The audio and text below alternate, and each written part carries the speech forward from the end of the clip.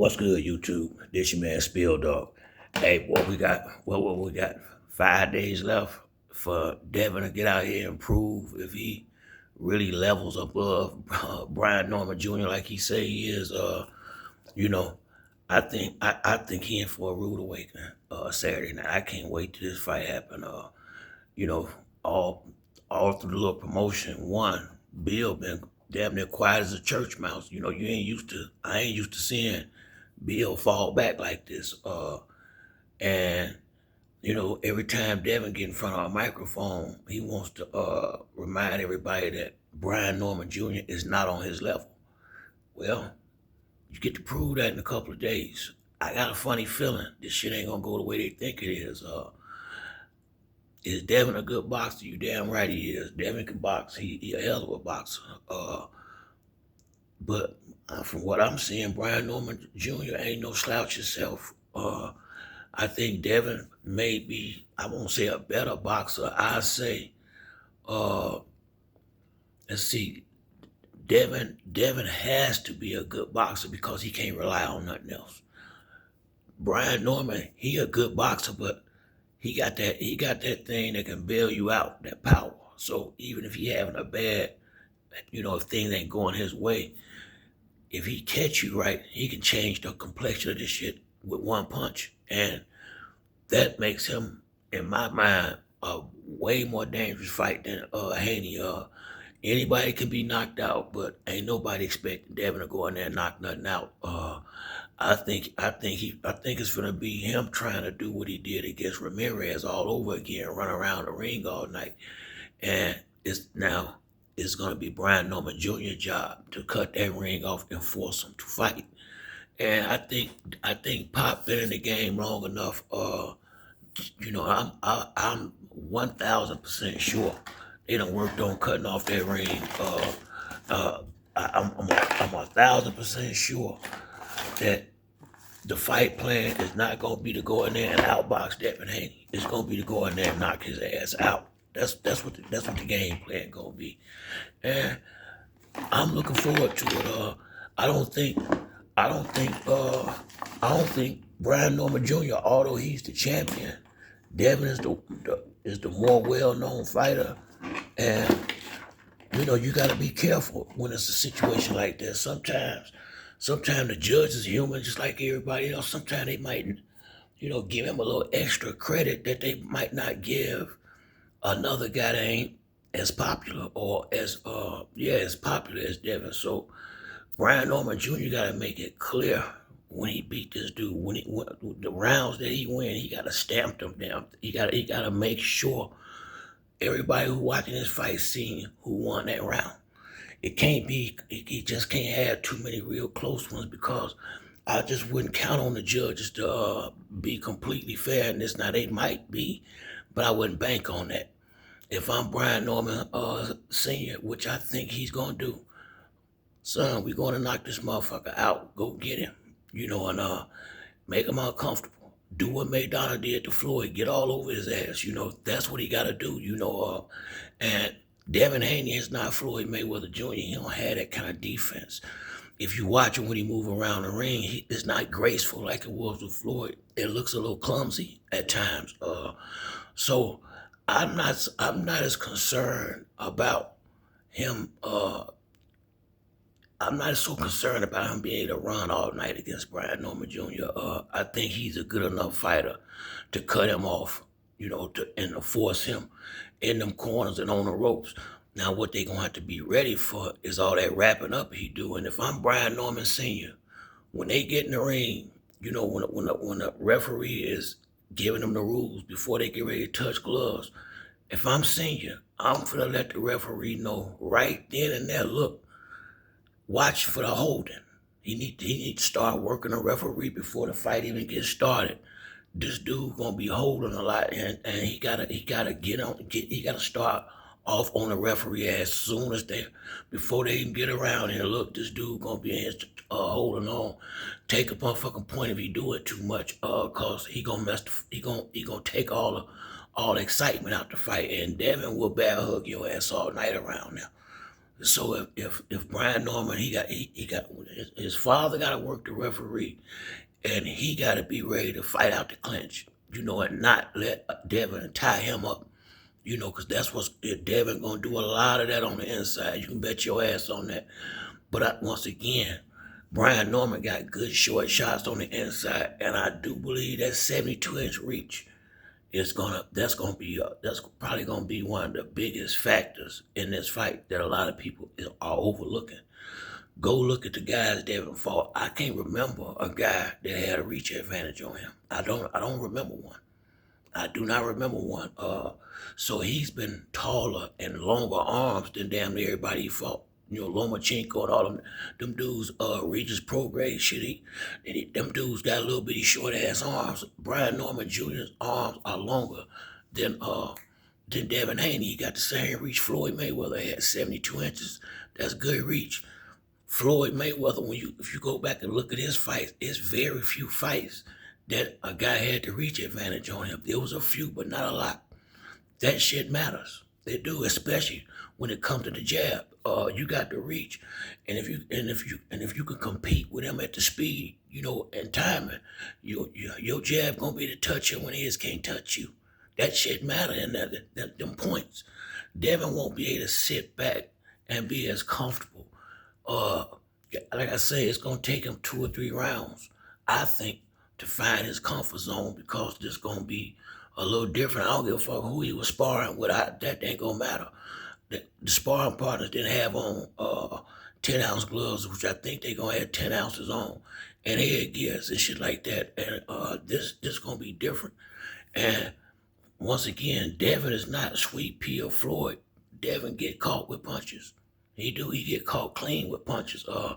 Just on it. Besides Ryan Garcia, and I think Jojo Diaz got a good punch of Linares, but he ain't fought a lot of just power punches like that.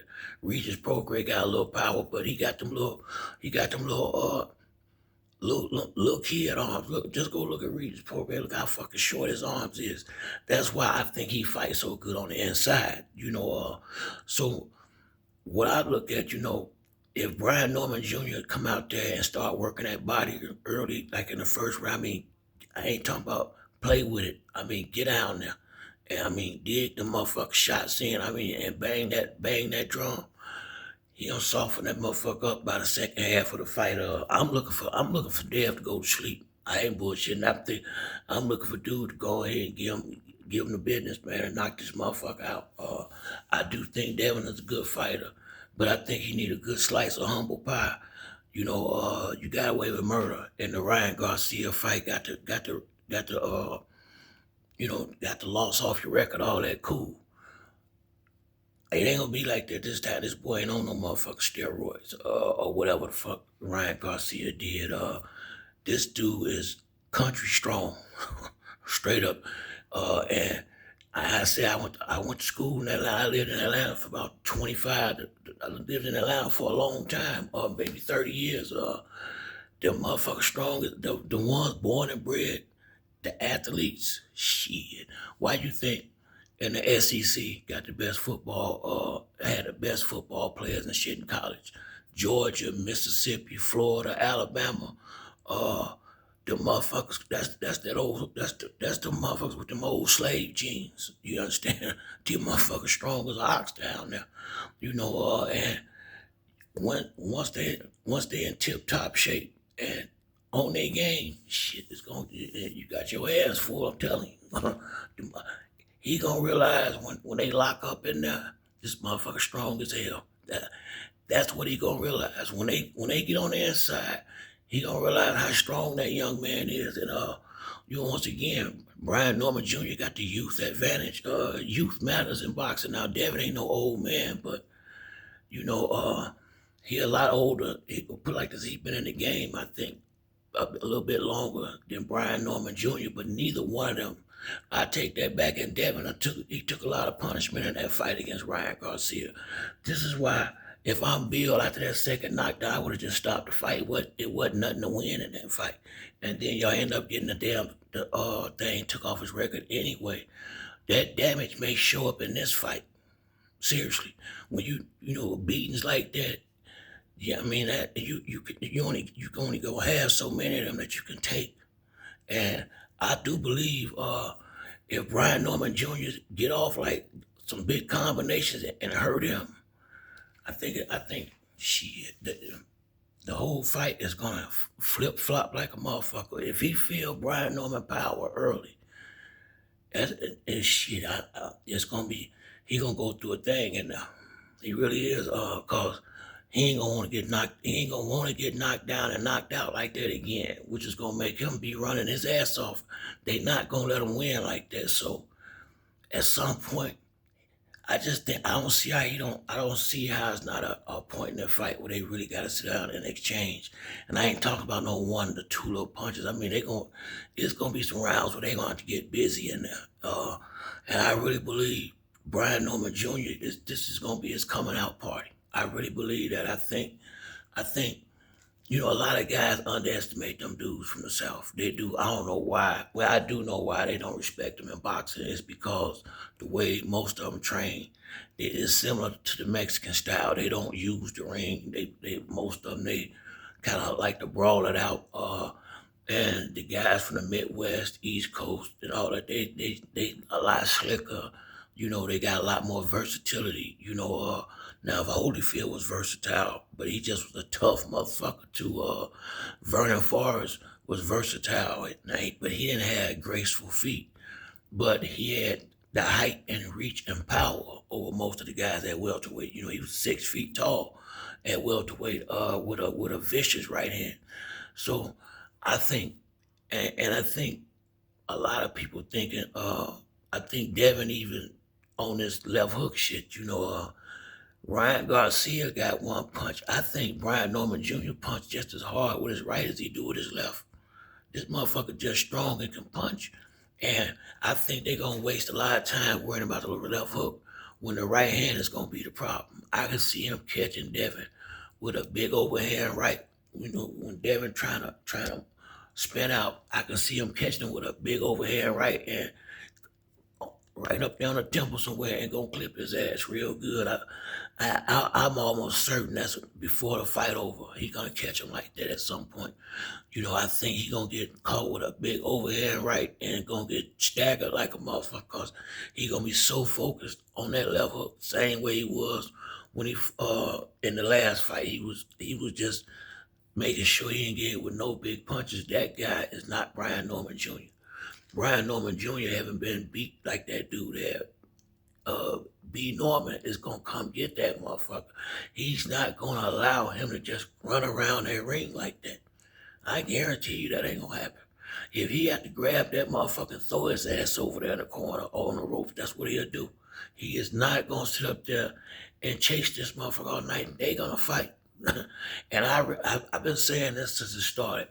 Whichever one of them can make the other guy fight, they fight will be the winner. I think I think if Brian Norman Jr. allowed Devin to box and move, he come up short. If Devin can't keep Brian Norman Jr. up off of him, he gonna get knocked out. So it's all about which one of these guys can impose their will on the other fighter and force him to fight the fight that they want to fight. To me, that's what's gonna dictate who come out on top. I've seen good fighters have to fight another guy fight, but still be good enough to win it like that. I don't think either one of them can win fighting the other guy's game. I don't. I think if Brian Norman play the game Devin want to play, he'll outpoint him. And I think if Brian Norman Jr. can force Devin to play the game he want to play, Devin gonna get knocked out or damn sure knocked down a couple of times.